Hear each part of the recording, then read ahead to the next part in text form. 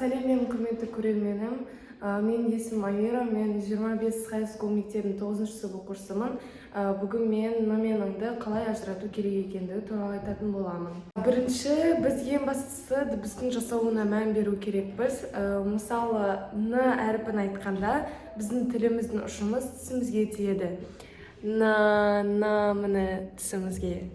Ал ң әріпін айтқанда біздің тіліміз артқа қарай шегінеді.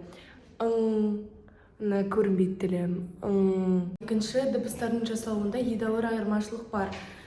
Мысалы, біз н әріпін айтқанда бізбен бірге қосарлана әріпі бірге жүреді. Ал ң әріпін айтқанда бізде әріпі ңның алдына қарай шығады. Бірақ бұл жазылу емес, естілу бойынша айыра аламыз. Осылайша біз дыбысы арқылы н мен ңды оңай ажырата аламыз. Үшіншісі және ең соңғысы, ң дыбысы сөздерде көп кездесе бермейді.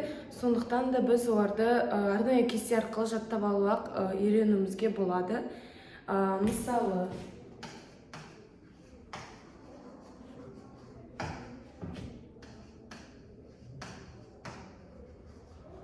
осы екі сөзді алатын болсақ, жаңа жен, біз жаңа сөзінен жаңалық, жаңашыл, ал женнен жеңілдік, жеңіс сияқты көп сөздер ала аламыз. Осылайша біз н мен ңды жеңілдірек ажырата аламыз. Осы кестені жаттай отырып, сіз осы тақырыпты толықтай меңгере аласыз. Сонымен біздің бірінші сабағымыз аяқталды.